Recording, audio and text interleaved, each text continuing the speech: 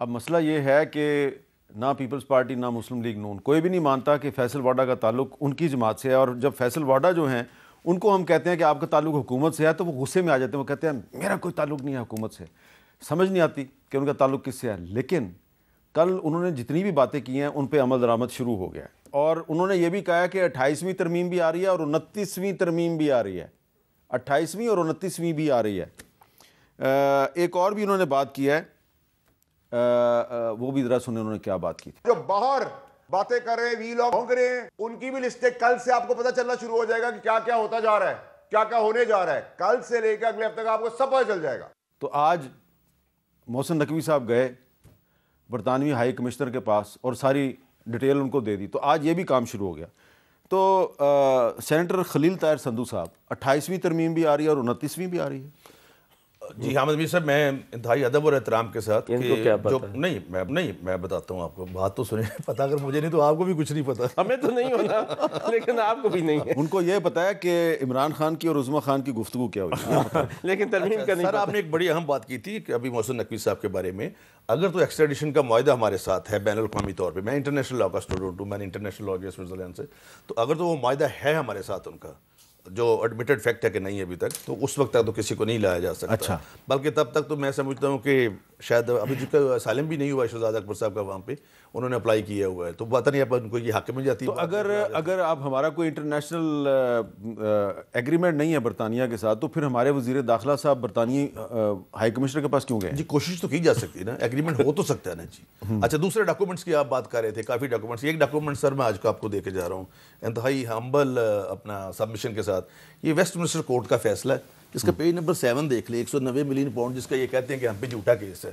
اس کا page number 7 دیکھ لیں۔ جب ملک ریاض صاحب کے بیٹوں نے یہ اپیل کی اپنے پاسپورٹ کے 190 ملین پاؤنڈ سے ہمارا تعلق نہیں، تو انہوں نے لکھا پیج 7 پہ کہ یہ کرپشن کا پیسہ ہے، یہ منی لانڈرنگ کا پیسہ ہے، لہٰذا آپ کے پاسپورٹ جو ہے وہ کینسل کیے جاتے ہیں۔ 190 ملین پاؤنڈ جس پہ ان کو سزا ہوئی ہے، 14 سال سزا ہے، اور وہ ان سے وکیل ہیں چونکہ سینئر وکیل ہیں، وہ پروہیبٹری کلاز میں فال کرتا ہے، ایک دم نہ ان کی اپیل لگ سکتی ہے نہ آؤٹ آف ٹرن جا کے ان کو کوئی ریلیف مل سکتا ہے۔ 28ویں ترمیم اور 29ویں آ رہی ہے؟ بالکل آئے گی، 28ویں کا تو مجھے پتا ہے کہ آئے گی، اور 29ویں کا مجھے نہیں پتا۔ 28ویں آئے گی؟ جی آئے گی، تو وہ تھوڑی سی ڈیٹیل بھی بتا ڈیٹیل کا مجھے نہیں پتا۔ بات وہی ہے میر صاحب جو میں نے آپ کو کی ہے۔ دیکھو میرا فیبرک ہے، میں حامد میر صاحب سے کبھی زندگی میں کبھی اس خاندان سے بھی جھوٹ نہیں بول سکتا۔ اچھا چلے مہربانی، میں آپ سے جھوٹ نہیں بول سکتا۔ ٹھیک ہے۔ 28ویں کا تو پتہ ہے 28ویں آ رہی ہے، اور آپ کو پتہ ہے 28ویں آ رہی ہے، تو پھر 29ویں بھی آئے گی۔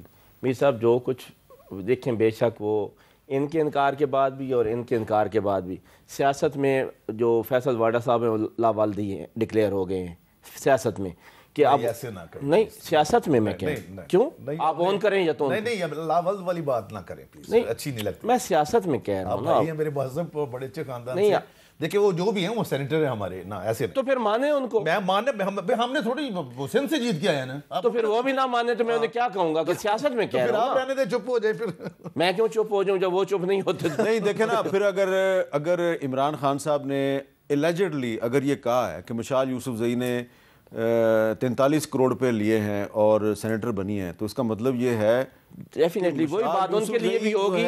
اگر وہ اگر خان صاحب نے ان کو کہا ہے کہ کوئی چیز ایکسپلین کریں اور وہ ایکسپلین نہ کر پائیں تو ان کا بھی وہی سٹیٹس ہوگا، ٹھیک ہے نا جی۔ سیاست وہ استعفیٰ نہیں دیں گی؟ نہیں، بات کیا کریں گے آپ؟ کون؟ مشال یوسف زئی اگر استعفیٰ نہ دیں؟ ہمارے ساتھ مجبوری ہے کہ ہم اگر کوئی پیپلز پارٹی جو پاکستان تحریک انصاف ہے اس کو، کیونکہ ہمیں انہوں نے پارٹی ڈکلیئر نہیں کیا تو ہم استعفیٰ زبردستی تو کسی سے نہیں مانگ سکتے۔ اوہ اچھا، الیکشن کمیشن میں پارٹی نہیں ہے اس لیے، ادروائز تو مانگ سکتے ہیں آپ کسی بھی، آپ کی پالیسی سے اگر کوئی ایگری نہیں کرتا آپ کا ممبر تو وہ اس سے استعفیٰ مانگا جا سکتا ہے، لیکن نہیں اس میں دو چیزیں ہیں، وہی نہ جب وہ ووٹ خلاف دے، عدم اعتماد اور فائنینس بل، بس نہیں فائنانس بل میں یا عدم اعتماد میں کرے، دو ہی چیزیں ہوتی ہیں۔ تو دو چیزوں میں چونکہ تھوڑا سا آپ بھی کانسٹیٹیوشن لائر ہیں، میں بھی کانسٹیٹیوشن لائر، میری بات تو آپ سن لیتے کہ ہماری وہ پوزیشن نہیں انہوں نے چھوڑی کہ ہم کسی سے استعفیٰ مانگ سکیں۔ میں ان کی بات کر رہا ہوں جس کا سارا حکم چل رہا ہے، کوئی اعظم عزیز تارڑ ہو یا عطا تارڑ ہو، کسی کو کچھ نہیں پتہ ہوتا ترمیم کا، وہی ترمیم بتائے گا، وہی لائے گا اور ان کو دے گا اور یہ پاس کروائے گا۔ ایک سوال کرنا ہے آخری جس کا تعلق کس بحث سے نہیں ہے، ناز بلوچ صاحبہ سے یہ سوال پوچھنا ہے، مجھے بہت سے لوگوں نے پوچھا اس لیے میں آپ سے پوچھ رہا ہوں کہ بلاول بھٹو زرداری صاحب جو ہیں وہ یہ جو جوائنٹ سیشن ہوا اس میں تشریف نہیں لائے، اس کی کوئی خاص وجہ؟ نہیں جی، ایسی کوئی خاص وجہ نہیں ہوگی. ڈیفینیٹلی پارٹی موجود تھی اور پارٹی کے تمام جو ممبرز تھے جو یہاں موجود تھے وہ سب وہاں پہ آئے تھے، موجود تھے اور پریزنس تھی. اور بلاول بھٹو صاحب جو ہے وہ اپنی مصروفیت کی وجہ سے نہیں آ سکے اس سیشن کے اندر. اس کے علاوہ تو کوئی ایسی بات نہیں ہے. چلیں بالکل ٹھیک ہے. بہت شکریہ ناز بلوچ صاحبہ، بہت شکریہ جناب شفقت اوان صاحب اور سینیٹر خلیل طاہر سندھو صاحب. اور آج کی جو ہے اس گفتگو میں ایک چیز جو ہے وہ ہم نے جس سے آغاز بھی کیا تھا اور اختتام بھی اسی پہ ہو رہا ہے کہ فیصل واڈا صاحب نے کل جو بھی دعوے کیے تھے وہ آج صحیح ثابت ہو گئے ہیں.